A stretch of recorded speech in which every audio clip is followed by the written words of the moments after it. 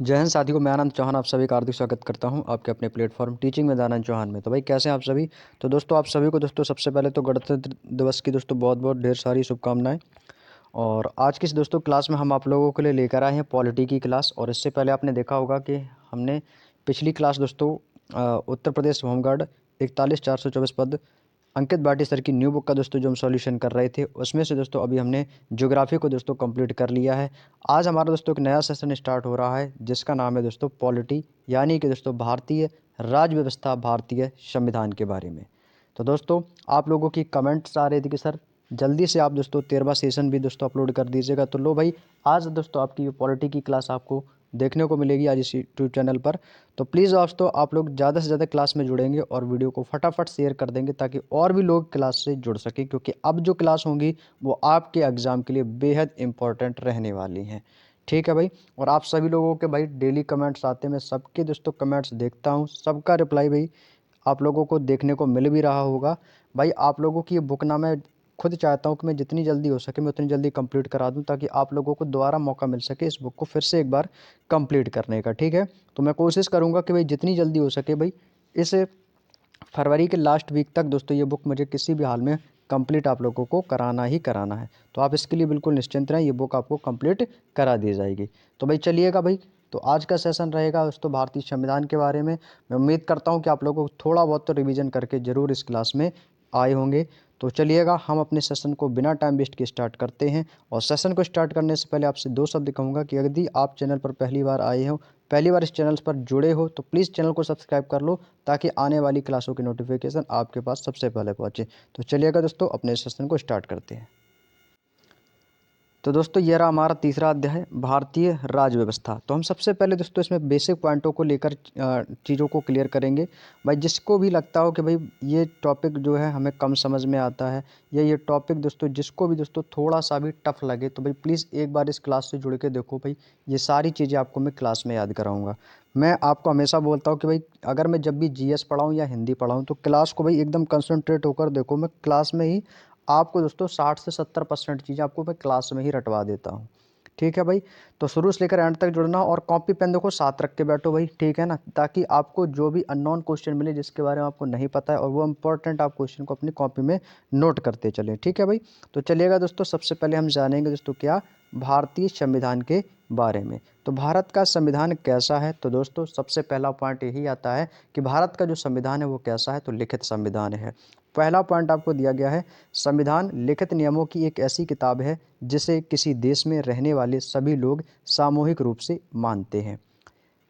Next point है कि संविधान सर्वोच्च कानून है। अगर हम बात करें दोस्तों अपने भारत देश की, तो दोस्तों सबसे बड़ा जो संविधान है वो भारत का संविधान है, और भारत का जो संविधान है वो कैसा है, लिखित संविधान है।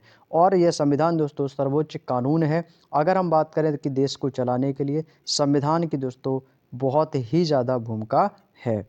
अगला है, ब्रिटेन के संविधान को विश्व के सभी संविधानों की जननी कहा जाता है। यहाँ से दोस्तों एक पॉइंट आप लोगों के लिए जो सबसे इम्पोर्टेंट निकल के आता है वो आता है संविधान की जननी।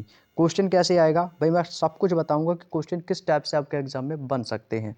संविधान की जननी किसे कहा जाता है, या संविधान की जननी किस देश के संविधान को कहा जाता है। तो आपका सिंपल सा आंसर होगा सर, ब्रिटिश के संविधान को विश्व के सभी संविधानों की जननी कहा जाता है। विश्व की सबसे पुरानी जो संसद है वो आपकी आइसलैंड में है जिसका नाम है दी एल्थिंग। क्या नाम है दोस्त, दी एल्थिंग नाम है। जैसे कि यहाँ पे आपको दोस्तों नए नए पॉइंट भी देखने को मिलेंगे आज के सेशन में, जिन्हें दोस्तों आप पहली बार भी पढ़ रहे होंगे। विश्व की जो सबसे पुरानी संसद है वो कौन सी है, आइसलैंड है, आइसलैंड में है, जिसका नाम है दोस्तों दी एल्थिंग। अब यहाँ से दोस्तों एग्जामिनर आपसे दो टाइप के क्वेश्चन भिड़ाएगा जिससे आप कंफ्यूज होंगे। पहला तो आपसे ये पूछेगा कि विश्व की सबसे पुरानी संसद कहाँ स्थित है, तो पहला तो आपका आंसर हो जाएगा सर आइसलैंड। सेकंड क्वेश्चन आपसे ये पुटअप कर सकता है कि विश्व की सबसे पुरानी संसद का नाम क्या है, तो इसका नाम आपको नोट करना है अपनी कॉपी में, दी एल्थिंग। क्या नाम है दोस्तों, दी एल्थिंग इस दोस्तों संसद का नाम है। ये दोनों को दोस्तों लिख लेना, इंपॉर्टेंट पॉइंट है। तो ये हो गया दोस्तों हमारे भारत के संविधान के बारे में। अब हम आपको दोस्तों बताएंगे भारत का संवैधानिक विकास के बारे में। भारत का जो संवैधानिक विकास है वो कैसा क्या है। तो तो यहाँ पे दोस्तों हमारा अगला पॉइंट है कि भारतीय संविधान के ऐतिहासिक विकास का जो काल है वो 1600 ईस्वी से प्रारंभ होता है और इसी वर्ष दोस्तों आपकी ईस्ट इंडिया कंपनी की स्थापना 31 दिसंबर सन 1600 को की गई थी। आपको मैंने दोस्तों पिछली क्लासों में भी कराया है, चाहे आपकी स्टैटिक जीके हो या आपकी येलो बुक हो या आपकी दोस्तों 2025 वाली एसएससी जीडी की बुक हो, उसमें मैंने जब इतिहास कराया था तो मैंने आपको बताया था कि ईस्ट इंडिया कंपनी का भारत में आगमन कब हुआ था। तो ये 31 दिसंबर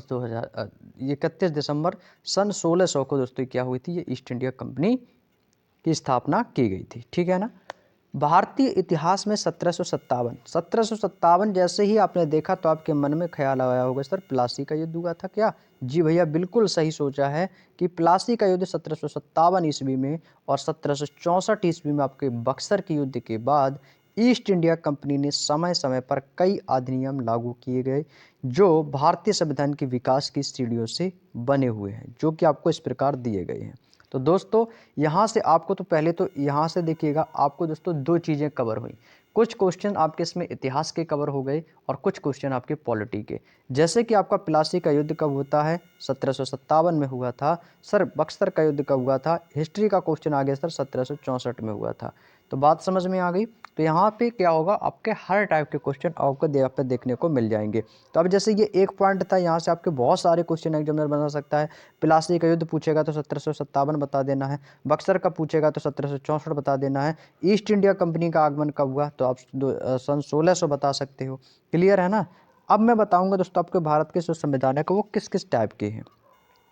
यहाँ पे दोस्तों एक आपकी चैन दी गई है संवैधानिक विकास को लेकर। तो जो संवैधानिक विकास है ये दोस्तों आपके दो भागों में वर्गीकृत हुआ, जिसमें से दोस्तों एक है आपकी ब्रिटिश ईस्ट इंडिया कंपनी के अंतर्गत और दोस्तों इसके बाद है आपका सेकंड नंबर पे आता है ब्रिटिश ताज के अंतर्गत।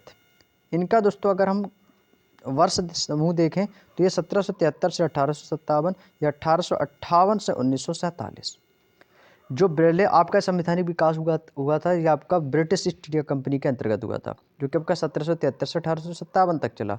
इसके बाद उसका दूसरा निकाय जो था वो था ब्रिटिश ताज के अंतर्गत, जिसमें 1858 से 1947 रहा। अब मैं आपको कराऊंगा सर 1600 ईस्वी के दोस्तों चार्टर, 1600 ईस्वी का चार्टर। एक एक पॉइंट को दोस्तों बहुत अच्छे से क्लियर करते हुए चलेंगे भाई, कुछ भी आपका नहीं छोड़ेंगे। 1600 ईस्वी के चार्टर अधिनियम चार्टर एक्ट के माध्यम से ब्रिटेन की महारानी कौन थी दोस्तों, एलिजाबेथ। कौन थी भाई, एलिजाबेथ प्रथम के द्वारा 31 दिसंबर 1600 ईस्वी में ब्रिटिश ईस्ट इंडिया कंपनी की स्थापना हुई थी। तो बस आपको मेन चीज़ ये डेट याद रखनी है 1600। ईस्ट इंडिया कंपनी की स्थापना के समय भारत पर दोस्तों जो है मुगल शासक अकबर का शासन था और इस एक्ट के द्वारा महारानी एलिजाबेथ प्रथम ने कंपनी को पूर्वी देशों में 15 वर्षों तक व्यापार का एकाधिकार दिया। कंपनी पर शासन एवं नियंत्रण करने के लिए गवर्नर एवं उसकी परिषद, जिसमें एक गवर्नर और एक उप गवर्नर व दोस्तों 24 सदस्य थे। इसके बाद आपका 1726 ईस्वी के चार्टर द्वारा कलकत्ता, बॉम्बे एवं मद्रास प्रेसिडेंसी के गवर्नर को कंपनी के शासन के लिए कानून बनाने का अधिकार दिया गया। इसके बाद आता है दोस्तों हमारा रेगुलेटिंग एक्ट कब पारित हुआ। पहला क्वेश्चन ये तो आप सकते हैं, तो आपको 1773 में, इसलिए दोस्तों इसको हम 1773 का रेगुलेटिंग एक्ट कहते हैं। नेक्स्ट है आपका इस एक्ट के तहत बंगाल के गवर्नर को दोस्तों गवर्नर जनरल भी कहा जाने लगा या गवर्नर जनरल पद नाम दिया गया। नोट, बंगाल का प्रथम गवर्नर जनरल जो था वो दोस्तों था वॉरेन हेस्टिंग्स। कौन था भाई, वॉरेन हेस्टिंग्स जो है ये बंगाल का प्रथम गवर्नर जनरल था, गवर्नर जनरल बने हैं। इस एक्ट के तहत कलकत्ता में आपका 1774 ईस्वी में एक उच्चतम न्यायालय की स्थापना की गई, जिसमें एक मुख्य न्यायाधीश व अन्य न्यायाधीश थे और मुख्य न्यायाधीश जो थे वो आपके कौन थे, एलिजा इम्पे। क्लियर, चलिएगा बहुत बढ़िया। अब भाई चलते हैं दोस्तों अपने अगले पॉइंटों की ओर। अगला दोस्तों अन्य पॉइंट करके दिया गया चैम्बर्स, स्टीफन, सीजर और लिमिस्टर और जॉन हाइट। अभी आपने पढ़ा 1773 का रेगुलेटिंग एक्ट है ना। अब आप क्या पढ़ेंगे सर 1784 का पिट्स इंडिया एक्ट। ये सारे एक्ट जो है ना, सारे एक्ट का मतलब होता है अधिनियम, ये सारे आपके दोस्तों नंबर 1 हैं भाई, इंपॉर्टेंट है। इस एक्ट के द्वारा दोस्तों क्या हुआ था कि द्वैध शासन यहाँ से दोस्तों लागू हो गया था, मतलब द्वैध शासन लगना स्टार्ट हो गया था। तो द्वैध शासन का आरंभ हुआ था, ठीक है। इसके बाद आपका बोर्ड ऑफ डायरेक्टर्स, यानी कि जो आपके व्यापारिक मामले हैं ये हुआ। इसके बाद बोर्ड ऑफ कंट्रोलर, राजनीतिक मामले दोस्तों, ये आपके 1784 से आरंभ हुए। इसके बाद आता हूँ 1813 का चार्टर अधिनियम के बारे में। तो 1813 का चार्टर अधिनियम भारतीय शिक्षा पर 1 लाख रुपए वार्षिक खर्च करने की बात कही गई है। इस चार्टर के द्वारा पहली बार ईसाई मिशनरियों को भारत में धर्म प्रचार की अनुमति दी गई। कंपनी के व्यापारिक एकाधिकार को समाप्त कर दिया गया, किंतु चीन के साथ व्यापार और चाय के व्यापार को एकाधिकार बनाए रखा गया। अगला आता हमारा 1833 का चार्टर अधिनियम। कंपनी का व्यापारिक अधिकार 20 वर्ष के लिए बढ़ाया गया और बंगाल के गवर्नर जनरल को संपूर्ण भारत का गवर्नर जनरल बना दिया गया। यहाँ पे एक पॉइंट दोस्तों आपको नोट करके दिया गया कि भारत के प्रथम governor general Lord William Bentinck नियुक्त हुए हैं और इस एक्ट के तहत प्रथम विधि आयोग की स्थापना हुई और प्रथम विधि आयोग का जो अध्यक्ष था वो था लॉर्ड मैकाले। कौन था भाई? मैकाले। अगला है आपका सिविल सेवकों की भर्ती के लिए खुली प्रतिबंधाओं के आयोजन का प्रयास किया गया। भारत में दास प्रथा को विधि विरुद्ध घोषित कर दिया गया और दास प्रथा 1843 ईस्वी में समाप्त कर दी गई। इसके लिए भारतीय दासता अधिनियम 1843 बनाया गया था। अगला हमारा आता है दोस्तों 1858 का भारतीय शासन अधिनियम। यहाँ तक की चीज़ें क्लियर हो रही हैं तो एक बार थम्स अप भी कर दिया करो भाई कमेंट बॉक्स में, ताकि हमें भी तो पता चले कि हाँ भाई चीज़ें समझ में आ रही हैं। पता चला कि भाई मैं तो एकदम आला की तरह पढ़ रहा हूँ और आप लोग सुन रहे हो। भाई ऐसा नहीं, चीज़ों को आपको क्लियर भी करना है, समझना भी है और याद भी करना है। ठीक है भाई, तो कमेंट करके आप लोग ज़रूर बताया करो कि भाई क्लास कैसी लगी आप लोगों को, कि आप लोगों को हमारी वीडियोस पसंद आती हैं। तो प्लीज़ ये भी दोस्तों कमेंट बॉक्स में आप लोग एक बार साझा कर दिया करो। भाई कमेंट लिखने में आपको ज़्यादा समय थोड़ी लगता है भाई, मुझे एक मोटिवेशन मिलता है और कुछ नहीं भाई, मुझे सिर्फ एक मोटिवेशन मिलता है बस, और कुछ नहीं। 1858 का आपका भारत शासन अधिनियम। इसके अंतर्गत क्या हुआ था कि भारत का जो शासन है कंपनी से लेकर ब्रिटिश क्राउन के हाथ में ये दोस्तों सौंप दिया गया था, ब्रिटिश यानी कि अंग्रेजों के हाथों। इस अधिनियम में दोस्तों गवर्नर जनरल का दोस्तों जो है पदनाम बदलकर भारत का वायसराय कर दिया गया। भारत के प्रथम वायसराय जो थे वो आपके लॉर्ड कैनिंग थे। मुगल सम्राट के पद को समाप्त कर दिया गया और इस प्रकार अंतिम मुगल सम्राट बहादुर शाह जफर द्वितीय थे। भारत में संचालन के लिए ब्रिटिश मंत्रिमंडल में एक सदस्य के रूप में भारत के राज्य सचिव की नियुक्ति की गई और वह अपने कार्यों के लिए ब्रिटिश संसद के प्रति उत्तरदायी होता था। 1861 का भारत परिषद अधिनियम। 1861 का भारत परिषद अधिनियम वायसराय को अध्यादेश जारी करने की शक्ति प्रदान की गई। जैसे अध्यादेश की जो अवधि है वो दोस्तों आपकी 6 माह होती है। लॉर्ड कैनिंग के शासनकाल में आयकर की शुरुआत की गई थी। नेक्स्ट आगे चलते अपने अगले पॉइंट की ओर। अगला पॉइंट आप लोगों का ये रहा भाई, एक बार ना सेशन को शेयर कर दो भाई आप लोग, भाई प्लीज़ शेयर कर दो भाई। शेयर करने का कोई पैसा थोड़ी लग रहा है भाई, सेशन को शेयर नहीं कर रहे हो आप लोग भाई। और भी बच्चे तो जुड़ेंगे भाई क्लास में, तो भाई उनको भी जोड़ो भाई, जो भी आपके यार दोस्त तैयारी कर रहे हैं भाई स्पेशली होम गार्ड के लिए भाई, उनके पास भी दोस्तों इस वीडियो के लिंक को भेज दिया करो भाई। चलिएगा भाई, ठीक है ना। तो 1862 ईस्वी में क्या था कि कैनिंग के आपके 3 भारतीयों जैसे बनारस के राजा, पटियाला के महाराजा और दिनकर राव को विधान परिषद में मनोनीत किया गया था। गवर्नर जनरल की जो विधायी शक्तियाँ हैं ये दोस्तों आपके विकेंद्रीकरण में ही होती हैं और गवर्नर जनरल को दोस्तों क्या होता है वीटो शक्ति यानी कि दोस्तों वीटो पावर होती है।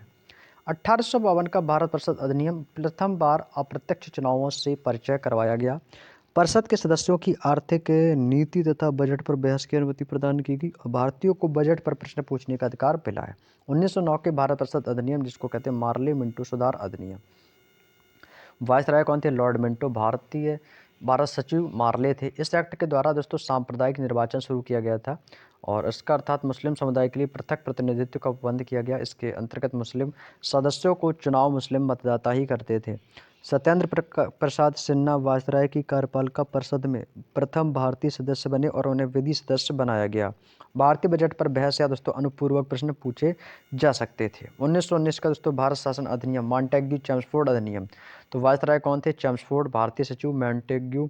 इसके अंतर्गत प्रांतों में द्वैध शासन की स्थापना की गई। क्लियर? तो ये आपको पॉइंट है ना नोट, तो ये द्वैध शासन के जनक विलियम कॉर्टियस। क्लियर है ना भाई? चलिएगा, उम्मीद करते दोस्तों यहाँ तक की क्लियर होगी चीज़ें। अब बात करते हैं प्रांतीय शासन के 2 भाग थे।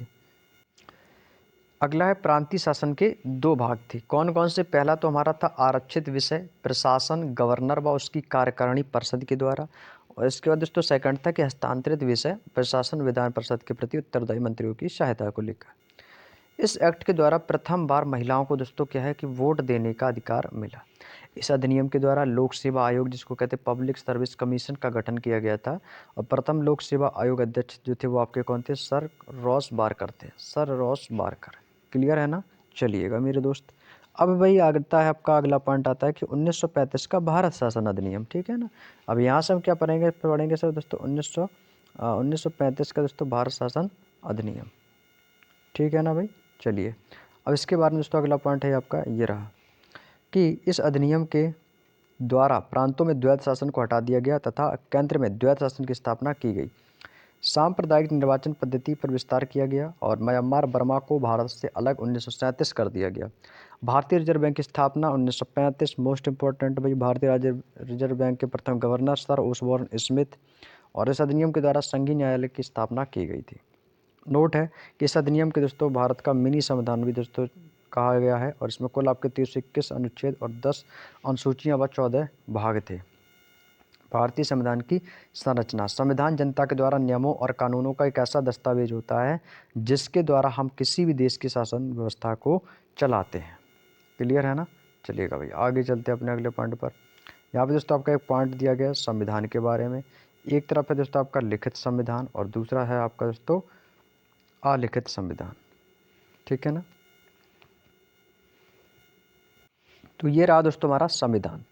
अब यहाँ पे दोस्तों एक तरफ तो आपको दिखाई दे रहा होगा लिखित संविधान, दूसरे आपका अलिखित संविधान। अब यहाँ से आपको ये पता चलेगा कि हमारा संविधान जो है और लिखित संविधान किस देश का है और अलिखित किस देश का है। तो जिस देश का संविधान एक निश्चित समय से संविधान सभा बनाए तो वो आपका यूएसए और दोस्तों जापान। सेकंड पे अलिखित, जिस देश की संविधान परंपराओं पर आधारित हों तो वो दोस्तों आपका इंग्लैंड। क्लियर है ना भाई। चलिए अब चलते हैं आगे, अब करेंगे दोस्तों पॉइंट टू पॉइंट बात। विश्व का पहला लिखित संविधान किस देश का है। विश्व का, क्वेश्चन को ध्यान से पढ़ना मेरे दोस्त, विश्व का पहला लिखित संविधान किस देश से लागू किया, तो वह है दोस्तों अमेरिका का। कब किया, 1789 में। क्लियर। सेकंड है आपका एशिया का पहला लिखित संविधान, तो ऐसा एशिया का पहला लिखित संविधान है दोस्तों वो कौन है, जापान है। विश्व का सबसे छोटा संविधान कौन सा है, शब्दों के आधार पर मोनाको, अनुच्छेद के आधारों पर अमेरिका, और विश्व के सबसे बड़े लिखित संविधान भारत। विश्व का अगर पूछे ना तो मैंने स्टार्टिंग में बोल रखा था ना भाई, विश्व का जो सबसे बड़ा है ना लिखित संविधान वो आपका दोस्तों भारत हो जाएगा, ठीक है ना। चलिएगा अब चलते हैं भैया आगे, संविधान की मांग। अब यहाँ पे दोस्तों क्या कि संविधान की मांग आना स्टार्ट हो गई भाई, संविधान की मांग। तो यहाँ से दोस्तों इसको हम पढ़ेंगे, ठीक है ना। चलिएगा पहला पॉइंट आपके सामने दिया गया है कि 1895 ईस्वी में पहली मांग जो है वो बाल गंगाधर तिलक ने स्वराज विधेयक में की। इसके बाद 1922 का है आपका Mahatma Gandhi young Indian manganese संविधान भारतीयों के इच्छानुसार होगा। 1920 नेहरू रिपोर्ट मोतीलाल नेहरू। 1929 में आपका जवाहरलाल नेहरू लौह अधिवेशन में, और 1931 आपका सरदार पटेल कराची अधिवेशन में, और 1934 में एम.एन. रॉय द्वारा मानवेंद्र नाथ राय संविधान सभा की औपचारिक मांग के लिए, ठीक है ना। चलिए उम्मीद करता हूँ यहाँ तक की सारी चीज़ें क्लियर हो गई होंगी। अब आगे बात करते हैं अपने अगले पॉइंट की ओर।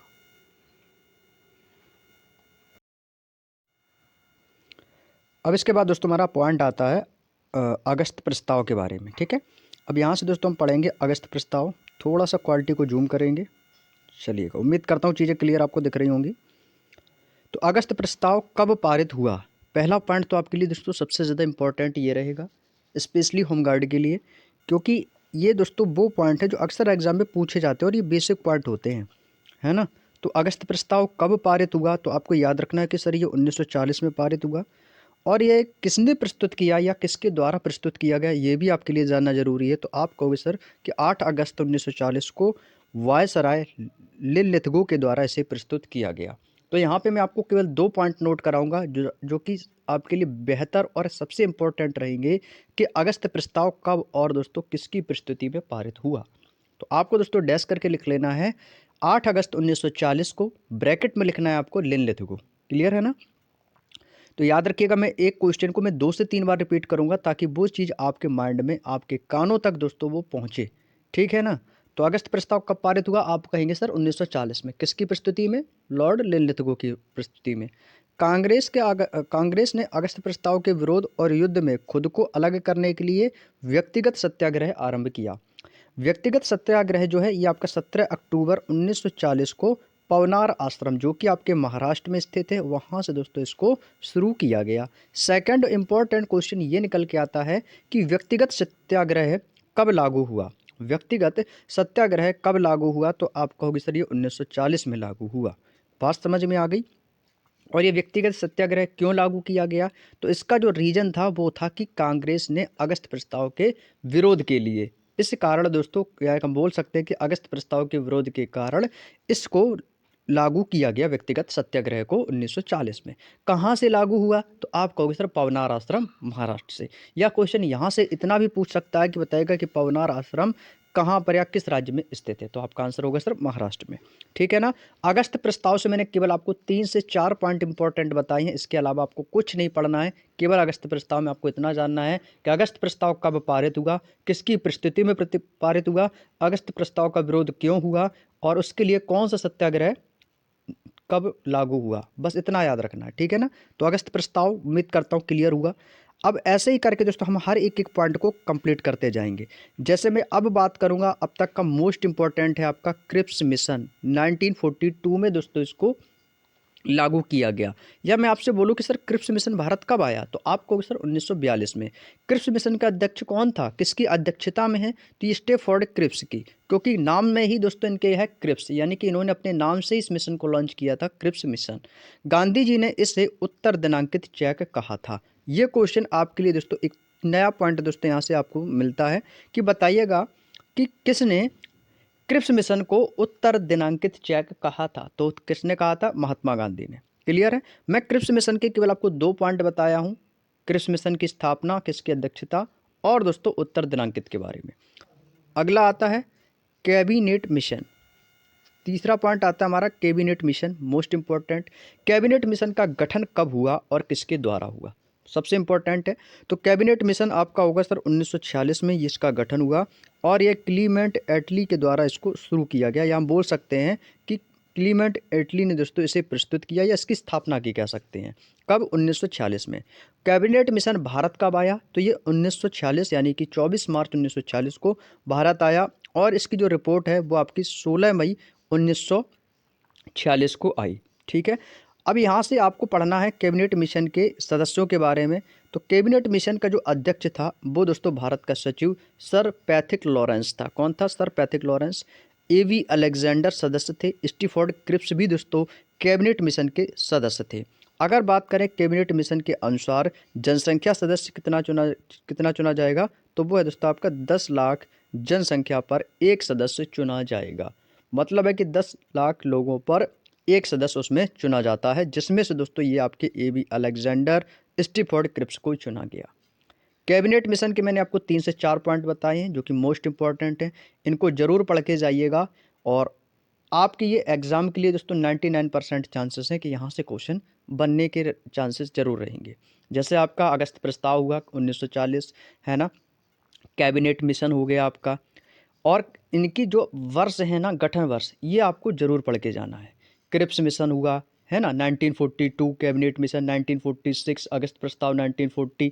तो इनके जो डेट है ना, ये आपके लिए दोस्तों सबसे ज़्यादा इंपॉर्टेंट साबित होंगी। आगे बढ़ें, चलिएगा भाई। अब हम चलते हैं दोस्तों अपने अगले पॉइंट की ओर। अब मैं बात करूंगा दोस्तों इसमें कुल सदस्यों के बारे में। तो कुल सदस्य इसमें कितने थे आपके? 389। 389 आपके जो है कुल सदस्य हैं, जिसमें से दोस्तों ये कुल सदस्य हमारे 3 भागों में बढ़ते हैं। एक तो आता है आपका ब्रिटिश प्रांत में, सेकंड आता है आपका देसी रियासतों में, तीसरा आता है दोस्तों आपका चीफ कमिश्नरी में। अगर बात करें कि ब्रिटिश प्रांत में आपके 11 प्रांत थे, देसी रियासतों में आपकी 565 रियासत थी, और चीफ कमिश्नरी जो क्षेत्र है इसमें आपके कितने सदस्यों को निर्वाचित किया जाता था? पहले आप एक एक पॉइंट को क्लियर करेंगे। मैं सबसे पहले बात करूंगा ओनली ब्रिटिश प्रांत के बारे में। ब्रिटिश प्रांत में आपके 11 प्रांत थे टोटल, और उन 11 प्रांतों में जो हमारे टोटल जो सदस्य निर्वाचित हुए थे वो थे आपके 292 सदस्य। कितने थे? 292 सदस्य। आप कहोगे सर इसमें क्वेश्चन कैसे बनेंगे, हमें समझ में नहीं आ रहा है कि क्वेश्चन एग्जामिनर पूछेगा कैसे। तो क्वेश्चन आपसे पूछ लेगा कि बताइएगा कि ब्रिटिश प्रांत में कितने सदस्यों को निर्वाचित किया गया था? तो आपका आंसर होगा सर 292 सदस्य। ऐसे ही पूछेगा कि देसी रियासतों में कितने सदस्य मनोनीत किए गए थे? तो आपका आंसर होगा 93। चीफ कमिश्नरी क्षेत्र में कितने सदस्यों को निर्वाचित किया गया? आपका आंसर होगा 4। बात समझ में आ गई ना कि कैसे क्वेश्चन बनेगा? ठीक है। 292 plus 93 plus 4 is equal to 389 आपकी ये जो सदस्य थे, जिसमें से हमारे ब्रिटिश प्रांत, देसी रियासत और चीफ कमिश्नरी के टोटल सदस्य थे। अगर मैं बात करूं 292 सदस्य में से कि किस किस राज्य के लोग इसमें आप किस प्रांत में शामिल हुए थे, मद्रास है, बॉम्बे है, असम, बिहार, मध्य प्रांत, उड़ीसा, पंजाब, उत्तरी पश्चिमी सीमांत प्रांत, सिंध, बंगाल, संयुक्त प्रांत। इन यहाँ के लोग दोस्तों इससे करके 292 सदस्य इसमें निर्वाचित हुए। वहीं पर चीफ कमिश्नरी क्षेत्र में अजमेर, कुर्ग, कर्नाटक, दिल्ली और बलूचिस्तान के सदस्य दोस्तों इसमें 4 निर्वाचित हुए थे। यहाँ पे दोस्तों एक पॉइंट है, नोट करना है कि जुलाई 1946 में 296 स्थानों के लिए चुनाव हुए थे। वयस्क मताधिकार का प्रयोग नहीं हुआ इसमें। चुनाव की जो विधि एकल संक्रमणीय मत प्रणाली रही। देसी रियासतों ने चुनाव में भाग नहीं लिया था। संविधान सभा के चुनाव अप्रत्यक्ष और प्रांतीय विधानसभा सदस्यों के द्वारा। परिणाम, कांग्रेस की 208 सीट, मुस्लिम लीग की 73, निर्दलीय सीट 8 और अन्य पार्टी की 7 सीटें रही हैं। अगला है कि विभिन्न वर्गों का प्रतिनिधित्व। बाकी के जो वर्गों के जो प्रतिनिधित्व किसका कितना रहा है, महिलाओं का दोस्तों 15, अनुसूचित जाति एससी का 26 और एसटी का आपका 33। प्रथम एंग्लो इंडियन कौन था? प्रथम एंग्लो इंडियन कौन था? तो फ्रैंक एंथोनी था। कौन था भाई? Frank Anthony. संविधान सभा में बी.आर. अम्बेडकर पूर्वी बंगाल में चुने गए, परंतु विभाजन के बाद पूर्वी बंगाल पाकिस्तान में चला गया और फिर से अम्बेडकर का चुनाव बम्बई प्रेसिडेंसी की पूना सीट में किया गया। एम.आर. जयकर के दोस्तों त्यागपत्र के बाद ये आपका बम्बई प्रेसिडेंसी में ये पूना सीट से किया गया था, जब एम.आर. जयकर ने अपना त्यागपत्र दिया था। महात्मा गांधी एवं मोहम्मद अली जिन्ना ने संविधान सभा में भाग नहीं लिया था। ठीक है।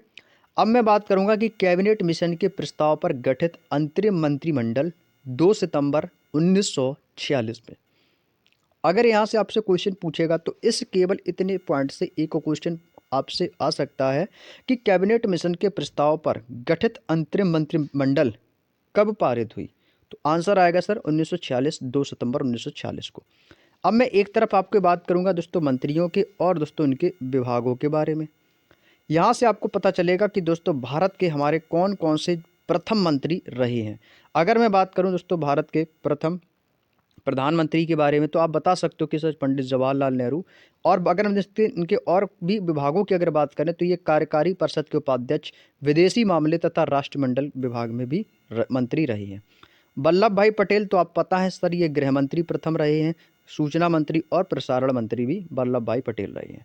बलदेव सिंह दोस्तों ये भारत के पहले रक्षा मंत्री रहे हैं। भारत का पहला, ऐसे ही क्वेश्चन पूछेंगे होमगार्ड में कि पूछा जाएगा कि भारत के प्रथम रक्षा मंत्री कौन थे, तो बलदेव सिंह। भारत के प्रथम उद्योग एवं आपूर्ति मंत्री कौन थे? जॉन मथाई। शिक्षा एवं कला के क्षेत्र में दोस्तों चक्रवर्ती राजगोपालाचारी थे। और वहीं कारखान और दोस्तों बंदरगाह के लिए C.H. भाभा दोस्तों यहाँ के इस विभाग के मंत्री थे। अब मैं चलता हूँ दोस्तों अपने अगले पॉइंट की ओर। राजेंद्र प्रसाद की अगर बात करें तो वैसे तो ये भारत के प्रथम राष्ट्रपति भी थे, साथ ही साथ दोस्तों इनका विभाग खाद्य एवं कृषि मंत्री भी रहे। अगर बात करें जगजीवन राम की, तो जगजीवन राम दोस्तों ये श्रम मंत्रालय से थे। और दोस्तों इनका अगर बात करें इनके उपनाम के लिए तो दोस्तों इनका नाम था बाबू। बाबू जगजीवन राम। बाबू किसका उपनाम है? तो जगजीवन राम का है। राजेंद्र प्रसाद, इन्हें दोस्तों अजात शत्रु भी कहा जाता है। अभी तो हम आपको जब स्टैटिक जीके कराएंगे ना, तब आपको सभी महापुरुषों के उपनाम के बारे में भी बताएंगे। हालांकि जो यहाँ से मैं आपको बता रहा हूँ उसको याद रख लेना, जो कि इम्पोर्टेंट है। लियाकत अली खां तो दोस्तों ये वित्त मुस्लिम लीग समुदाय से थे, यानी मुस्लिम लीग से थे, वित्त मंत्री। अब्दुल रब निस्तार ये भी मुस्लिम लीग के हैं, तो इनके नाम आप देखेंगे तो सारे मुस्लिम लीग के हैं दोस्तों, है ना। तो इनके दोस्तों अपने अपने विभाग हैं, जैसे अब्दुल रब निस्तार जो थे ये संचार विभाग से, आई चुंद्रीगर ये वाणिज्य से थे, और जोगेंद्र नाथ मंडल ये विधि मंत्री या विधि विभाग से, और गजानफर अली खान ये दोस्तों स्वास्थ्य मंत्री थे मुस्लिम लीग से। ठीक है ना। चलिए अब संविधान सभा के गठन की बात करें, जो सबसे इम्पोर्टेंट है। आपसे क्वेश्चन एग्जाम में पूछा जाएगा कि बताइएगा कि भारतीय संविधान का या संविधान सभा का गठन कब किया गया था, और इसमें संविधान के निर्माण में कुल अधिवेशन कितने हुए। तो ये आपको दोस्तों केवल मैं 2 पॉइंट बता रहा हूँ, और ये दोनों पॉइंट आपके लिए दोस्तों वेरी इंपॉर्टेंट साबित होंगे एग्जाम में। याद है तो अच्छी बात है, और नहीं याद है तो स्क्रीनशॉट ले लो और बाद में इसको नोट कर लेना अपनी कॉपी में। संविधान सभा का गठन कब हुआ? दिसंबर 1946 में। संविधान निर्माण में कुल अधिवेशन कितने जारी हुए? तो आपको सर 12 अधिवेशन हुए। संविधान सभा का निर्माण कब हुआ? तो इसकी जो प्रथम बैठक 9 दिसंबर 1946 को हुई थी। कहाँ पे हुई थी? आपको सर नई दिल्ली में। किसकी अध्यक्षता में? सच्चिदानंद सिन्हा की। और दोस्तों ये अस्थायी अध्यक्ष थे। संविधान सभा के अस्थायी अध्यक्ष कौन थे? सच्चिदानंद सिन्हा। ये तो हमारी प्रथम बैठक हो गई।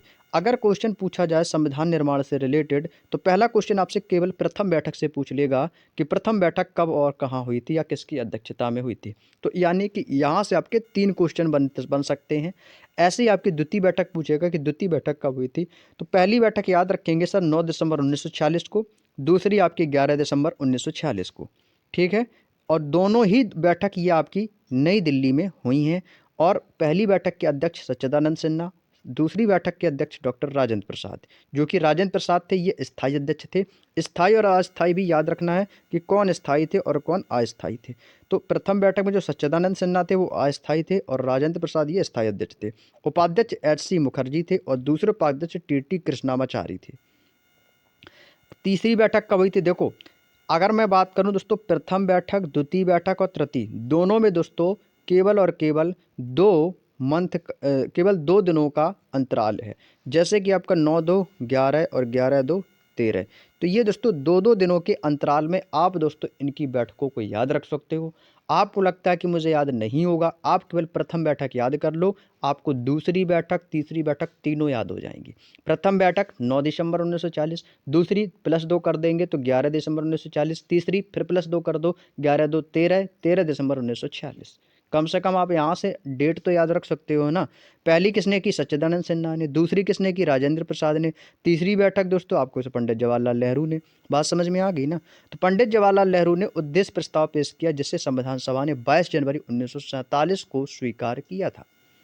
नोट, यही प्रस्ताव आगे चलकर प्रस्तावना यानी कि प्रीमेविल का आधार बना। और इस समय क्लीमेंट एटली दोस्तों ब्रिटेन के प्रधानमंत्री थे लेबर पार्टी से। लेबर पार्टी से उस समय दोस्तों ब्रिटेन का जो प्राइम मिनिस्टर था वो कौन था? क्लीमेंट एटली। नेक्स्ट आता है दोस्तों, यहाँ से मैंने आपको दोस्तों 3 बैठक आपको भारतीय संविधान के बारे में बताई। मैं उम्मीद करता हूँ तीनों बैठक में अगर आपकी बात करूँ तो आप कहोगे सर मुझे तो तीनों बैठक में तीनों डेट याद हो गई, कोई दिक्कत। केवल एक याद रखनी है, 9 दिसंबर 1946 को पहली बैठक हुई थी संविधान सभा की। ठीक है ना, याद रखना दोस्तों, भूल मत जाना। अगला है माउंट बेटन योजना, मोस्ट इंपॉर्टेंट। माउंट बेटन योजना 3 जून 1947 को हुआ था। माउंट बेटन योजना क्यों हुई? क्योंकि इसमें भारत और पाकिस्तान के विभाजन की बात कही गई। अगर मैं आपसे बोलूं कि बताइएगा माउंट बेटन योजना का मुख्य उद्देश्य क्या था? मुख्य उद्देश्य क्या था? तो भाई आप सिंपल बता सकते हो एक लाइन में कि माउंट बेटन योजना का जो मेन मुद्दा था वो था भारत और पाकिस्तान को विभाजन करना, या विभाजन की उसमें दोस्तों चर्चा की गई थी। तो ये विभाजन से संबंधित है माउंट बेटन योजना, जो कि 3 जून 1947 को हुई थी।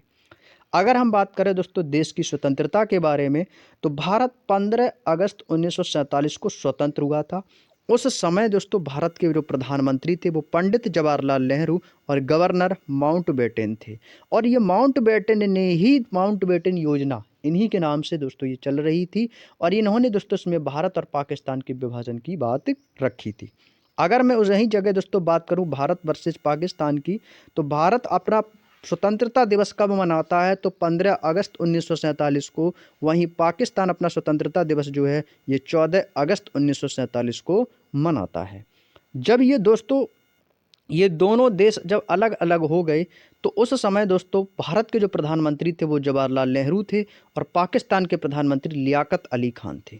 उस समय भारत में दोस्तों जो गवर्नर था वो माउंट बेटन थे और वहाँ पे दोस्तों पाकिस्तान के जो गवर्नर थे वो मोहम्मद अली जिन्ना थे। बात समझ में आ गई। कभी कभी क्वेश्चन ये भी पूछ लिया जाता है कि पाकिस्तान अपना स्वतंत्रता दिवस कब मनाता है। तो भाई जीके है, कहीं से भी किसी भी देश की बात आपसे पूछ सकता है, तो आप बता सकते हो सर 14 अगस्त 1947। ऑप्शन में 15 भी देगा।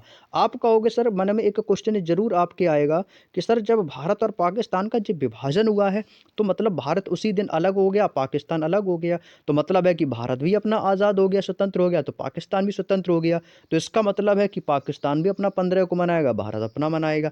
ऐसा नहीं है, पाकिस्तान 14 को मनाता है और भारत अपना 15 को। बात समझ में आ गई? क्योंकि 15 अगस्त 1947 को अपना भारत जो है पूर्णतः स्वतंत्र हुआ था। ठीक है ना, इसको याद रखना।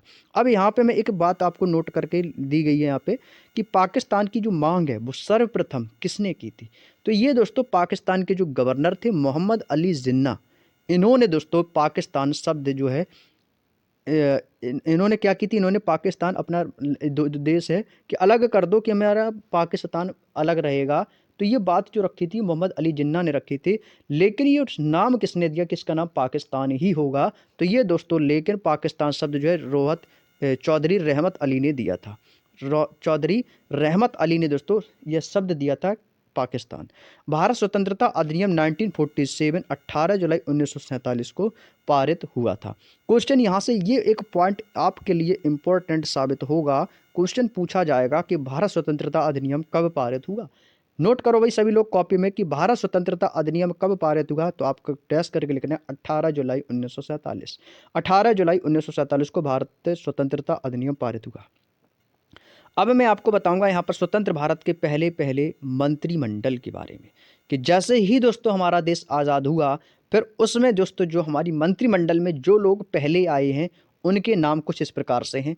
जैसे कि स्वतंत्र भारत का प्रथम प्रधानमंत्री पंडित जवाहरलाल नेहरू, वहीं पर स्वतंत्र भारत के पहले गृह मंत्री, स्वतंत्र भारत के पहले सूचना एवं प्रसारण मंत्री सरदार वल्लभ भाई पटेल, वहीं पर स्वतंत्र भारत के पहले खाद्य एवं कृषि मंत्री डॉक्टर राजेंद्र प्रसाद थे। क्लियर है ना भाई? चलिए अब भाई चलते अपने अगले पॉइंट कर। अगर वहीं मैं बात करूं दोस्तों शिक्षा मंत्री को लेकर, तो स्वतंत्र भारत के जो पहले शिक्षा मंत्री थे वो कौन थे? मौलाना अबुल कलाम आज़ाद। रेलवे एवं परिवहन मंत्री डॉक्टर जॉन मैथाई थे उस समय। जैसे ही दोस्तों स्वतंत्र भारत के समय वित्त मंत्री जो थे वो आर के षणमुखम चेट्टी, और विधि मंत्री डॉक्टर बी आर अम्बेडकर, वाणिज्य मंत्री सी एच भाभा, और उद्योग एवं आपूर्ति मंत्री डॉक्टर श्यामा प्रसाद मुखर्जी, श्रम मंत्री बाबू जगजीवन राम, स्वास्थ्य मंत्री राजकुमारी अमृता कौर, और संचार मंत्री रफ़ी अहमद किदवई जो कि आपके मुस्लिम लीग से भी थे, और सरदार बलदेव सिंह ये आपके रक्षा मंत्री, मैंने बताया भी था रिपोर्टेड है ये, और वी एन गॉडगिल जो थे ये कार ए खान एवं ऊर्जा मंत्री थे। ये स्वतंत्र भारत के पहले थे। अगर आपसे पूछा जाए कि बताइए भारत का पहला श्रम मंत्री कौन था, तो आपका आंसर होगा सर जगजीवन राम। लेकिन ये बहुत कम पूछे जाते, सबसे ज़्यादा आपका पूछा जाता है रक्षा मंत्री, भारत के राष्ट्रपति, भारत के प्रधानमंत्री, भारत के शिक्षा मंत्री। ठीक है ना, ये सबसे इंपॉर्टेंट पूछे जाते हैं। अब यहाँ पे दोस्तों एक पॉइंट है कि महत्वपूर्ण तथ्य, तो जो चीज़ महत्वपूर्ण है तो वो तो है ही इंपॉर्टेंट कि 26 नवंबर 1949 को संविधान हमारा बनके तैयार हुआ था। अगर आपसे क्वेश्चन पूछा जाए कि बताएगा कि भारतीय संविधान कब बनके तैयार हुआ, तो आपका आंसर सिंपल होगा कि सर भारतीय संविधान हमारा 26 नवंबर 1949 को ये बन चुका था, और 2015 में प्रतिवर्ष हम 26 नवंबर को संविधान दिवस मनाने की घोषणा की गई थी। ठीक है, तो वर्ष 2015 से दोस्तों हर साल आपका 26 नवंबर को हम कौन सा दिवस मनाते हैं? संविधान दिवस। अब तो ये एक चीज़ आप नोट कर लो अपनी कॉपी में, अगर आप कोई भी एग्जाम देने जा रहे हो तो महत्वपूर्ण दिवस से क्वेश्चन एक ना एक हर एक एग्जाम में जरूर बनता है। तो ये नोट कर लो, आपके एग्जाम में 1 से 2 दिवस जरूर देखने को मिल जाएंगे इस यूपी होमगार्ड परीक्षा में। तो संविधान दिवस कब मनाया जाता है? 26 नवंबर को। नोट करो भाई सभी कॉपी में। 24 जनवरी 1950 इस दिन संविधान पर अंतिम रूप से 284 सदस्यों ने हस्ताक्षर किए थे। 24 जनवरी 1950 को सबसे पहला हस्ताक्षर किसने किया था? तो भारत के प्रधानमंत्री ही थे, पंडित जवाहरलाल नेहरू, और सबसे लास्ट में राजेंद्र प्रसाद ने इस पर अपने हस्ताक्षर किए थे। और 24 जनवरी 1950 को अपना भारतीय संविधान जो है आपका स्वीकार किया गया। और राष्ट्रीय गान जो था अपना जनगण मन, राष्ट्रीय गीत जो है अपना वंदे मातरम। और भारत के प्रथम राष्ट्रपति जो थे वो डॉक्टर राजेंद्र प्रसाद। भारत का जो राष्ट्रीय चिन्ह है ये आपका 26 जनवरी 1950 को यानी कि आज के दिन दोस्तों इसे स्वीकृत किया गया था।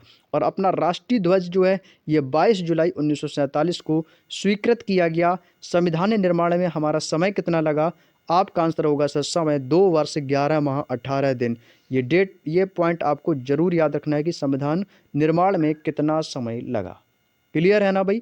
और आप सभी लोग दोस्तों कमेंट करके मुझे ज़रूर बताइएगा कि आज जो अपना रिपब्लिक डे है, अपना जो रिपब्लिक डे है ये हम कौन सा रिपब्लिक डे मना रहे हैं, कौन सा ये अपना रिपब्लिक डे मना रहे हैं। तो सभी लोग कमेंट करके आप लोग हमें ज़रूर बताइएगा कौन सा ये दोस्तों अपना रिपब्लिक डे मना रहे हैं।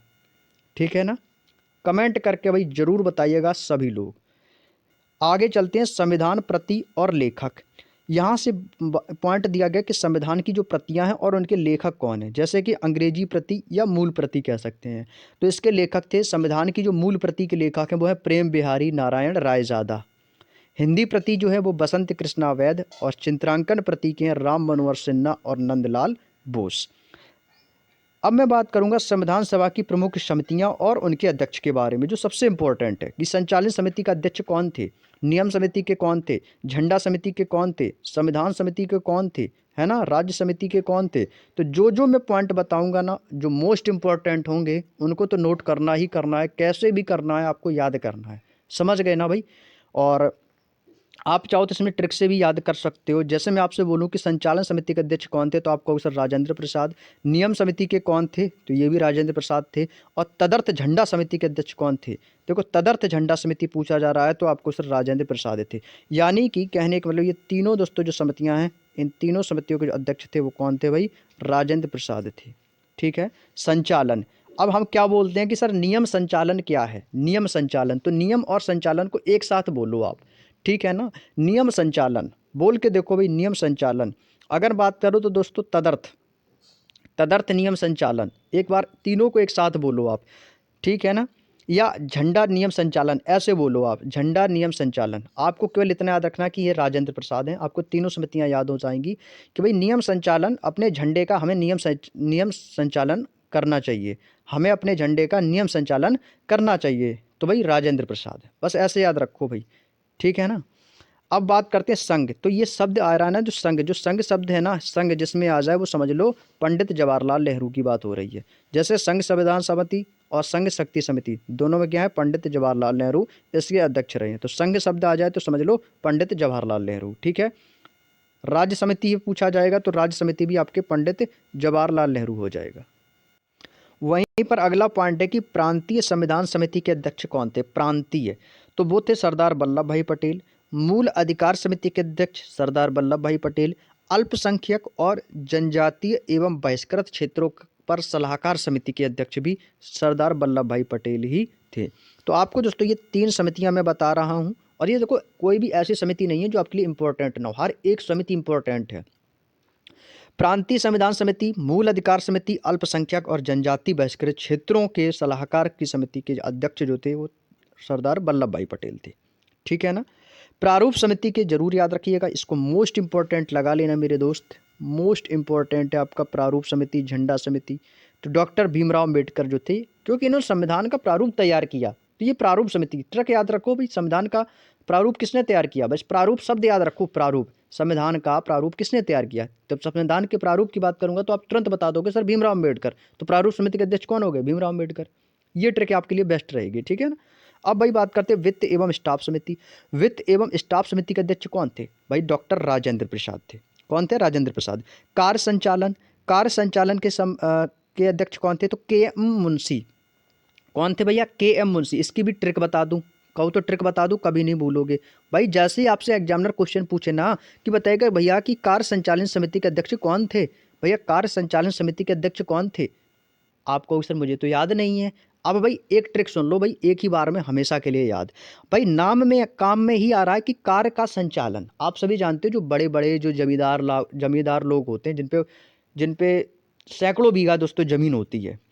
तो आपने देखा होगा वो अपना एक मुंशी रखते हैं जिसको मुनीम बोलते हैं, जो उनका एक असिस्टेंट होता है ना, देखभाल करता है। आपने मूवी वगैरह में भी देखा होगा, मुनीम जी मुंशी जी बने रहते हैं। तो भाई क्या करता है, जो मालिक होता है वो बैठा रहता है, अपना आदेश जो है वो मुंशी को देता है, अपने मुनीम को देता है, और मुनीम जाके सारे अपने खेतों की कर वसूली हो या खेत की देखेभाली हो, लेबर से जो करवाता है वो कराता है ना। तो दोस्तों कार कौन देख रहा है भाई? कार कौन देखेगा भाई? कार का संचालन कौन करेगा? मुंशी तो करेगा, मैन मालिक थोड़ी करेगा, मालिक तो अपने घर में बैठा रहेगा। तो कार का जो संचालन है वो कौन देखेगा? मुंशी जी देखेंगे, बात खत्म। कार का संचालन कौन देखेगा? मुंशी जी देखेंगे। तो कार संचालन समिति के अध्यक्ष कौन हो गए भाई? के एम मुंशी। याद हो गया ना भाई?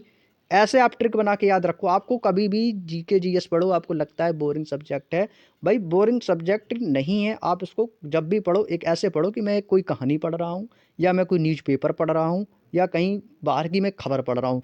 एकदम कहानी की तरह से पढ़ोगे ना तो वो चीज़ आपको याद हो जाएगी। आवास समिति, भाई कौन हो गई? आवास समिति। अब आप कहोगे सर हमें इसकी भी ट्रिक कोई बता दो कि आवास समिति के अध्यक्ष कौन थे। मैं देखो ट्रिक से भी पढ़ाऊंगा, और जहाँ पे दोस्तों ट्रिक मुझे आसान लगती है ना बनाना, मैं वहाँ पे ट्रिक बना देता हूँ। इसकी कोई ट्रिक थोड़ी है, आप कुछ भी बना दो, बस आपको याद होना चाहिए। अब जैसे ये आवास समिति आ गई, तो आवास समिति के अध्यक्ष कौन थे भैया? पट्टाभी सीतारमैया। अब आपको सर इसको याद कैसे रखेंगे जिससे हमें थोड़ी सी हिंट मिल जाए? तो भाई इसको भी आप याद रख सकते हो, आवास समिति। आवास समिति। अब जैसे बात करते हैं रामायण में, तो रामायण में कौन थे भैया? सीता। अब सीता मैया बोलते हैं ना, सीता मैया। तो इसमें देखो नाम में ही आ रहा है सीता रमैया। देखो रा को साइलेंट कर दो तो क्या बन गया? सीता मैया ही तो बन गया। तो सीता मैया को क्या हुआ था? आवास दिया था भाई। कहाँ पे? वहाँ पे अशोक वाटिका में। तो अशोक वाटिका में क्या था? उनका रहने का आवास था। तो ये हो गई आवास समिति। अगर मैं बात करूँ आपसे कि आवास समिति के अध्यक्ष कौन थे, तो आवास समिति क्वेश्चन को देखकर आपके मन में तुरंत एक ही भाव आना चाहिए कि आवास। और ऑप्शन में तो सीतारमैया तो देखने को मिलेगा ही मिलेगा। ऑप्शन देखो और क्वेश्चन को पढ़ो तो तुरंत आप कहोगे सर आवास, और ऑप्शन में है सीतारमैया, यानी कि सीता मैया के आवास के बारे में पूछा जा रहा है। तो सीता मैया को आवास कहाँ मिला था? अशोक वाटिका में, यानी कि उनके आवास की बात कही जा रही है। तो भैया सीता मैया का आवास, तो आवास समिति सीता मैया यानी कि सीतारमैया। क्लियर है ना भाई? याद हो गया? क्लियर। अगला है हमारा मूल अधिकार उपसमिति। मूल अधिकार उपसमिति के अध्यक्ष कौन थे? वो थे दोस्तों आपके जे बी कृपलानी। जे बी कृपलानी। अब जैसे अब भाई आपको सर इसमें भी कोई ट्रिक बता दो, तो भाई इसके लिए ट्रिक भाई कुछ भी देखो, ट्रिक हमेशा सोचने से आती है। आप जैसे कोई भी शब्द है उसको आप कितनी भी भाषा में जितनी सरल बना सकते हो उतना सरल बना लो। जैसे मूल अधिकार है, तो मूल अधिकार जे बी कृपलानी। तो कृपलानी में दोस्तों क्या आ रहा है? कृप। तो कृप, कृपला यानी आप बोल सकते हैं कृपा। भाई मूल अधिकार की कृपा कैसे भी याद रख लो भाई, जैसे आपको लगे। जितनी आप आसान ट्रिक बना सकते हो बना सकते हो, ठीक है ना। तो मूल अधिकार उप समिति का आप याद रख लेना, जे बी कृपलानी हो जाएंगे। अल्पसंख्यक उप समिति के कौन है भैया? अल्पसंख्यक उप समिति के तो एच सी मुखर्जी हो जाएंगे, ठीक है ना, एच सी मुखर्जी हो जाएंगे।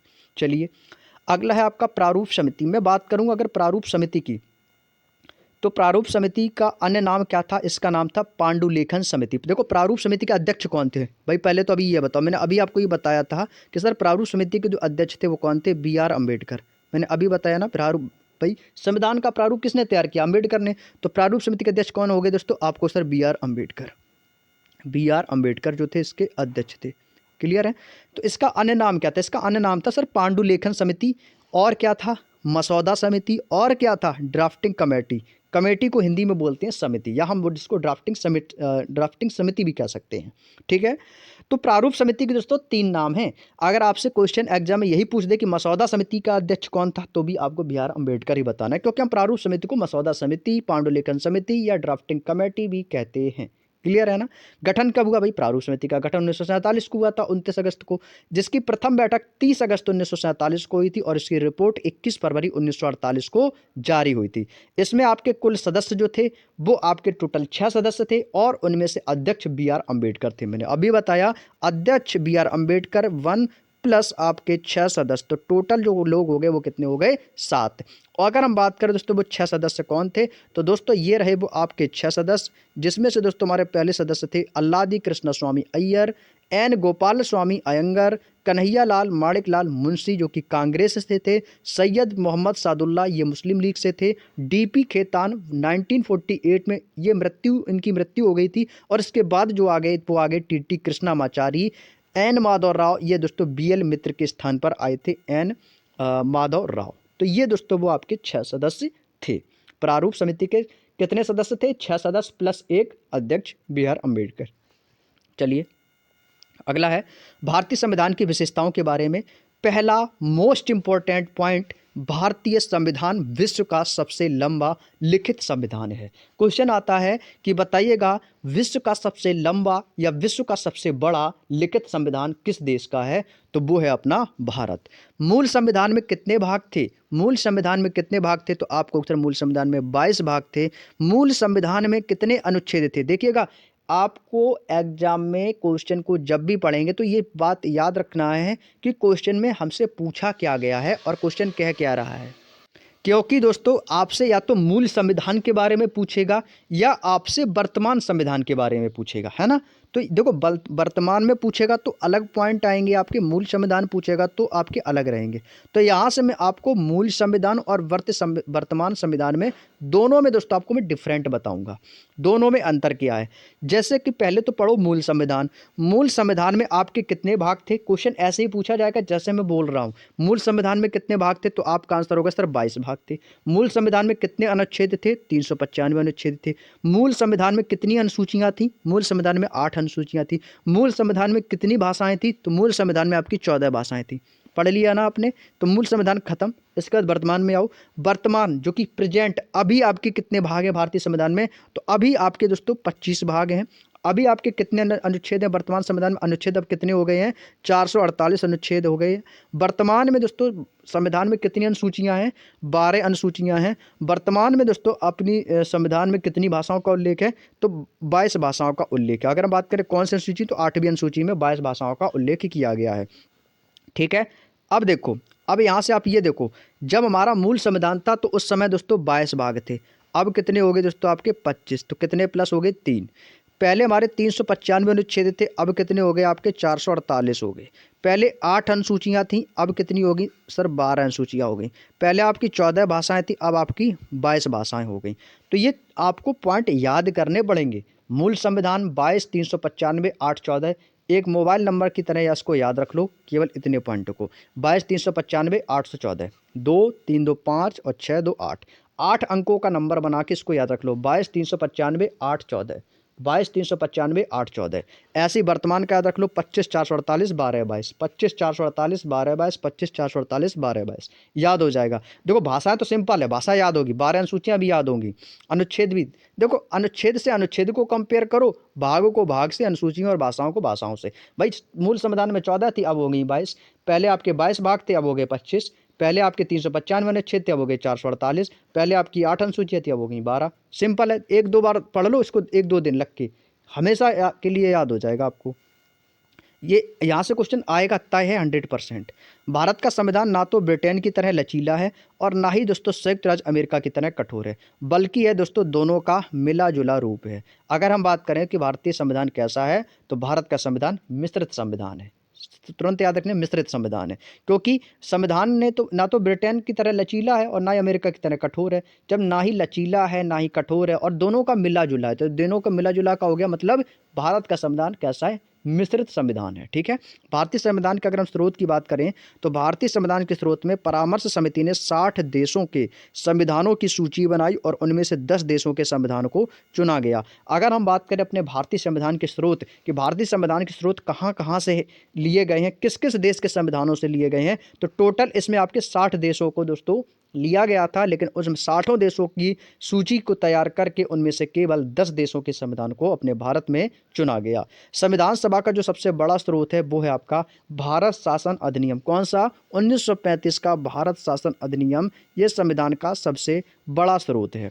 अब मैं आपको पढ़ाऊंगा भारत शासन अधिनियम 1935 के बारे में। संघ लोक सेवा आयोग और न्यायपालिका का ढांचा किस संविधान संशोधन अधिनियम के तहत हुआ था? तो किस अधिनियम के तहत हुआ? तो भारत शासन अधिनियम 1935 के तहत। क्लियर है ना? चलिएगा भाई, अब हम चलते हैं दोस्तों अपने अगले पॉइंट की ओर। प्रशासनिक व्यवस्था भी दोस्तों आपकी यही भारत शासन अधिनियम 1935 के तहत है। अब मैं आपको बताऊंगा कि किस देश के संविधान से क्या क्या लिया गया है, ये सबसे इम्पोर्टेंट है। यहाँ से तो क्वेश्चन आपका 100% आप नोट कर लो कॉपी में कि जरूर मिलेगा आपसे 110%। मैं आपको यहाँ पे जितने भी दोस्तों संविधान के पॉइंट टू पॉइंट हैं वो किस किस देश के संविधान से क्या क्या लिया गया है, यहाँ से एक क्वेश्चन 100% पूछा जाएगा। तो मैं सबसे पहले बात करूँगा सर ब्रिटेन के बारे में कि ब्रिटेन के संविधान से क्या क्या लिया गया है।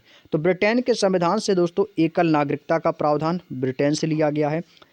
संसदीय व्यवस्था कहाँ से ली गई है, ब्रिटेन से ली गई है। द्विसदनीय व्यवस्था कहाँ से ली गई है, ये भी आपकी ब्रिटेन से ली गई है। विधि निर्माण की प्रक्रिया कहाँ से ली गई है, ये भी आपकी ब्रिटेन से ली गई है। राष्ट्रपति की औपचारिक प्रधानता ब्रिटेन के संविधान से ली गई है। विधि का शासन ये भी ब्रिटेन से, और एकल न्यायिक प्रणाली ये भी आपकी ब्रिटेन से। आप कहोगे सर इनमें से इम्पोर्टेंट क्या है। अगर मैं बात करूं तो इम्पोर्टेंट तो आपका ये पूरे पॉइंट है, सारे पॉइंट आपके लिए इम्पोर्टेंट है, लेकिन आपको सर मोस्ट इंपॉर्टेंट क्या है जो कि मुझे कंपलसरी याद होना ही होना चाहिए, तो भाई मैं उस पर बता रहा हूं कि आपको अगर ये पूरा याद नहीं होता है, ये एक भी पॉइंट याद नहीं होते हैं कि ब्रिटेन के संविधान से क्या क्या लिया गया है, तो कुछ तो याद कर तो सकते हो भाई, उस पर ध्यान देते हैं। तो भाई आपको एकल नागरिकता याद रखना है, संसदीय व्यवस्था आपको याद रखनी है, ठीक है, और इसके बाद विधि निर्माण की प्रक्रिया आपको याद रखनी है, विधि का शासन आपको याद रखना है, और एकल आपकी न्यायिक प्रणाली ये याद रखनी है। अगर आप, और ये भी याद रख लेना द्विसदनीय व्यवस्था, ठीक है। ये मैंने एक पॉइंट इसमें आपके लिए स्किप किया कि अगर आपको ये पॉइंट याद नहीं होता है कोई दिक्कत नहीं, लेकिन आपको दोस्तों एकल नागरिकता, संसदीय व्यवस्था, द्विसदनीय व्यवस्था, विधि निर्माण की प्रक्रिया, विधि का शासन, देखो नाम में विधि आ रहा तो विधि वाले ब्रिटेन से हैं। देखो ब्रिटेन में भी वाह है और विधि में भी वाह है, तो वाह और वाह मिलते जुलते हैं ना, तो ये समझ लो ब्रिटेन से है। और एकल न्यायिक प्रणाली ये आपके लिए इंपॉर्टेंट है। तो ये आपके कहने का मतलब है ये पॉइंट जिस पर मैंने स्टार बनाई ये तो कंपलसरी आपको याद होना ही चाहिए, कैसे भी करके याद कर लो, ठीक है ना, क्लियर है। अगला आता है हमारा आयरलैंड के संविधान से। तो आयरलैंड से आपका जो सबसे मोस्ट इंपॉर्टेंट जो पूछा जाता है ना, वो है आपका डीपीएसपी, यानी कि राज्य के नीति निर्देशक सिद्धांत। ये पूछ लिया जाता है अक्सर कि आयरलैंड से क्या लिया गया, तो राज्य के नीति निर्देशक सिद्धांत कहाँ से लिए गए हैं, आयरलैंड के संविधान से लिए गए हैं। डीपीएसपी कहाँ से लिया गया है, आयरलैंड के संविधान से। राष्ट्रपति के निर्वाचन मंडल एवं निर्वाचन पद्धति कहाँ से ली गई है, ये भी आपकी आयरलैंड से ली गई है, ठीक है। राज्यसभा में 12 सदस्यों का मनोनयन कला के क्षेत्र, विज्ञान और समाज सेवक साहित्य से, ये कहाँ से लिया गया, ये भी आयरलैंड से लिया गया। जो सबसे इंपॉर्टेंट है वो आपका राज्य के नीति निर्देशक सिद्धांत है, ये आपको कंपलसरी याद होना चाहिए। अब मैं बात करूँगा दोस्तों अमेरिका के संविधान से क्या क्या लिया गया है। अमेरिका के संविधान से अगर बात करें तो दोस्तों मौलिक अधिकार कहाँ से लिए गए हैं, यूएसए से। उद्देश्य का, संविधान की उद्देश्य का और प्रस्तावना का जो विचार है ये भी कहाँ से लिया गया है, ये भी अमेरिका के संविधान से लिया गया है।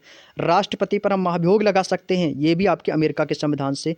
स्वतंत्र न्यायपालिका अमेरिका के संविधान से। न्यायिक पुनरावलोकन कहाँ से लिया गया है, अमेरिका के संविधान से। लोक जनहित याचिका जारी करना कहाँ से लिया गया है, अमेरिका के संविधान से लिया गया है। वहीं सर्वोच्च तथा उच्च न्यायालय के न्यायाधीश को हटाने की प्रक्रिया ये कहाँ से ली गई है, अमेरिका के संविधान से। और उपराष्ट्रपति का भी पद होगा, ये भी आपके अमेरिका के संविधान से लिया गया है। तो इनमें से दोस्तों जो सबसे इंपॉर्टेंट है वो सारे पॉइंट इंपॉर्टेंट है, ऐसा एक कोई सिंगल पॉइंट नहीं है जो दोस्तों आपको छोड़ना पड़े। यहाँ पे दोस्तों हर एक पॉइंट आपके एग्जाम के लिए रामबाण होगा, और हर एक पॉइंट एग्जाम में आ भी चुके हैं, चाहे वो मौलिक अधिकार हो, या उद्देश्य का या प्रस्तावना हो, या राष्ट्रपति पर महाभियोग, स्वतंत्र न्यायपालिका, न्यायिक पुनरावलोकन, लोक जनहित याचिका, और सर्वोच्च न्यायालय के और तथा उच्च न्यायालय के न्यायाधीश को हटाने की प्रक्रिया किस देश के संविधान से ली गई है, तो ये भी आपको अमेरिका ही बताना है। तो क्वेश्चन ऐसे ही पूछा जाएगा, उपराष्ट्रपति का पद किस देश के संविधान से लिया गया है, तो तुरंत बताओगे सर अमेरिका। सर्वोच्च न्यायालय और उच्च न्यायालय के न्यायाधीश को हटाने की प्रक्रिया किस देश के संविधान से ली गई है, तो भी आप कहोगे सर अमेरिका, ठीक है। ऐसे ही पॉइंट टू पॉइंट बनाओ क्वेश्चनों को और याद करने की प्रैक्टिस में डालो, तो ये चीज़ें आपको याद हो जाएंगी। अगला है ऑस्ट्रेलिया। ऑस्ट्रेलिया से क्या क्या लिया गया है, तो ऑस्ट्रेलिया से दोस्तों समवर्ती सूची ली गई है, ठीक है। आपकी दोस्तों 3 सूचियां होती हैं, संघ सूची, राज्य सूची और समवर्ती सूची। संघ सूची में क्या होता है, केंद्र सरकार, राज्य सूची में राज्य सरकार, और समवर्ती सूची में केंद्र और राज्य दोनों की शक्तियां उसमें निहित होती हैं। अगर मैं बात करूं कि प्रस्तावना की जो भाषा है, देखो प्रस्तावना तो ली गई है, उद्देश्य का है, प्रस्तावना लिया तो अमेरिका के संविधान से है, लेकिन प्रस्तावना की जो भाषा है वो आपके ऑस्ट्रेलिया के संविधान से ली गई है, ठीक है। केंद्र और राज्यों के दोस्तों मध्य संबंध, ये भी आपके ऑस्ट्रेलिया के संविधान से। संसद की संयुक्त अधिवेशन और शक्तियों का विभाजन, ये भी दोस्तों आपके ऑस्ट्रेलिया के संविधान से लिए गए हैं। इनमें से जो मोस्ट इंपॉर्टेंट है वो आपको याद रखना है, समवर्ती सूची याद रखनी है, प्रस्तावना की भाषा याद रखनी है, संसद के संयुक्त अधिवेशन याद रखना है और शक्तियों का विभाजन आपको याद रखना है। अब काफ़ी लोगों को कन्फ्यूजन होगी प्रस्तावना की भाषा में और दोस्तों प्रस्तावना में। तो प्रस्तावना ही केवल पूछेगा तो अमेरिका बताना है, और प्रस्तावना की अगर लैंग्वेज यानी भाषा पूछे तो ऑस्ट्रेलिया बताना है, ठीक है ना। चलिए कनाडा, अब बात करते हैं कि कनाडा के संविधान से क्या क्या लिया गया। मोस्ट इंपॉर्टेंट लगा लो भाई, संघीय व्यवस्था, या हम इसको बोल सकते हैं संघात्मक व्यवस्था। संघात्मक व्यवस्था कहाँ से ली गई है? कनाडा से। सशक्त केंद्र, कनाडा से। अपशिष्ट शक्तियों का सिद्धांत, अपशिष्ट शक्तियाँ कहाँ से ली गई हैं भाई? अपशिष्ट शक्तियाँ, तो ये भी आपकी कनाडा के संविधान से ली गई हैं, ठीक है। राज्यों में राज्यपाल की नियुक्ति केंद्र की सिफारिश पर राष्ट्रपति के द्वारा की जाएगी, ये भी आपके कनाडा के संविधान से लिया गया है। कनाडा के संविधान में आपको मैं 2 लाइन बताऊंगा, संघीय व्यवस्था या संघात्मक व्यवस्था और अपशिष्ट शक्तियों का सिद्धांत, ठीक है। जापान का केवल एक ही याद रखना है, विधि द्वारा स्थापित प्रक्रिया। अब विधि से ये मत समझ लेना कि सर ब्रिटेन हो जाएगा, ना भैया ना। विधि जो शब्द है वो तो विधि एक अलग है, ये विधि द्वारा स्थापित प्रक्रिया की बात कर रही है। ये दोस्तों आपके जापान के संविधान से ली गई है, तो सिंगल पॉइंट ये तो याद हो जाएगा। दक्षिण अफ्रीका से आपको 2 पॉइंट आपको याद रखने हैं, जो कि दोनों आपके लिए मोस्ट इंपॉर्टेंट होंगे कि संविधान संशोधन की प्रक्रिया किस देश के संविधान से ली गई है, तो दक्षिण अफ्रीका से ली गई है। राज्यसभा में सदस्यों का निर्वाचन किस देश के संविधान से लिया गया है? दक्षिण अफ्रीका से लिया गया है। क्लियर। अब बात करते हैं सोवियत संघ की, तो मूल कर्तव्य कहाँ से लिए गए हैं? तो ये दोस्तों सोवियत संघ से लिए गए हैं। प्रस्तावना में न्यायिक आदर्श हैं, जैसे सामाजिक न्याय, आर्थिक न्याय, निकाय और दोस्तों राजनीतिक न्याय, ये आपके सोवियत संघ से लिए गए हैं। वहीं पर दोस्तों फ्रांस से गणतंत्रात्मक व्यवस्था, प्रस्तावना में स्वतंत्रता, समानता और दोस्तों बंधुत्व की भावना, ये भी आपके फ्रांस के संविधान से लिए गए हैं। ये सारे इंपॉर्टेंट हैं। अगर मैं बात करता हूँ आगे जर्मनी के संविधान से क्या लिया गया है, तो दोस्तों जर्मनी के जर्मनी के संविधान से आपातकाल के दौरान मूल अधिकारों का निलंबन, जिसको हम वाइमर संविधान भी कहते हैं, तो आपातकालीन जो व्यवस्थाएं आपके दोस्तों जर्मनी के संविधान से ली गई हैं। क्लियर है ना। उम्मीद करता हूँ यहाँ तक की बात आप लोगों को समझ में आ गई होगी। क्लियर। चलिएगा भाई, अब यहाँ से हमारा दोस्तों पॉइंट आता है भारतीय संविधान की अनुसूचियों के बारे में। अब भारतीय संविधान की अनुसूचियाँ पढ़ेंगे, ठीक है। जितनी भी अनुसूचियाँ आपकी 7 अनुसूचियाँ, 8 अनुसूचियाँ, और कौन कौन सी सूचियों में क्या क्या वर्णन किया गया है, और 8वीं अनुसूची में कितनी भाषाओं का उल्लेख है, उन सब के बारे में दोस्तों जो चर्चाएं करेंगे वो हम आप लोगों से नेक्स्ट क्लास में करेंगे, ठीक है ना भाई। तो आज की क्लास को मैं यहीं तक रखना चाहूँगा, और अगली जो क्लास कराएंगे ना वो यहीं से हमारी स्टार्ट होगी भाई, भारतीय संविधान की अनुसूचियों के बारे में, ठीक है। अगली क्लास हमारी दोस्तों यहीं से स्टार्ट होगी, इसके लिए आप बिल्कुल टेंशन ना लो। अब अगली वीडियो जो है वो आपको कल अपलोड कर दूंगा। तो आज की क्लास में इतना ही रखना चाहूँगा आपकी, ठीक है। लगभग 1 घंटे की क्लास हो चुकी है, और बाकी के जो पॉइंट रह गए हैं उन्हें हम नेक्स्ट क्लास में कवर करेंगे। तो चलिएगा, आज का सेशन आप लोगों को कैसा लगा? चीज़ें जरूर याद हुई होंगी अगर आप क्लास में शुरू से लेकर एंड तक जुड़े हो। ऐसा हो ही नहीं सकता कि आपको चीज़ें याद ना हो। तो ये आपका एक रिवीजन बहुत अच्छे से हो गया है। जब एक बार में इतना अच्छा रिवीजन हो सकता है, जब आप इस क्लास को दोबारा देखो या इसकी बार और अच्छे से प्रैक्टिस कर लो, फिर से क्लास को देखो, तो जितनी बार क्लास को देख लोगे ना उतना आपका फ़ायदा रहेगा सिर्फ रिवीजन के लिए। और कभी भी वीडियो देखो ना तो कभी भी सिंगल नॉर्मल स्पीड में मत देखो, उसको थोड़ा सा दोगुनी स्पीड कर दिया करो। कभी कभी बीच में लैंग्वेज है या आवाज़ जो टोन है वो दोस्तों थोड़ी स्लो भी हो जाती है, जहाँ पे समझाना पड़ता है थोड़ा सा, तो वहाँ पे दोस्तों स्पीड बना लिया करो। उससे आपके समय की भी बचत होगी और सिलेबस भी आपका जल्दी से तैयार हो जाएगा, ठीक है ना। तो चलिएगा, आज की वीडियो में इतना ही रखता हूँ, और बाकी जो भी आपकी रिक्वायरमेंट हो तो प्लीज़ कमेंट करके बताना, और आज का सेशन कैसा लगा ये भी बताना। और भारतीय गणतंत्र दिवस 26 जनवरी, ये हम कौन सा माह 26 जनवरी मना रहे हैं, ये भी आपको कमेंट करके सभी लोगों को बताना है। तो चलिएगा, मिलता हूँ आप लोगों से नेक्स्ट क्लास में, तब तक के लिए आप सभी को जय हिंद, जय भारत।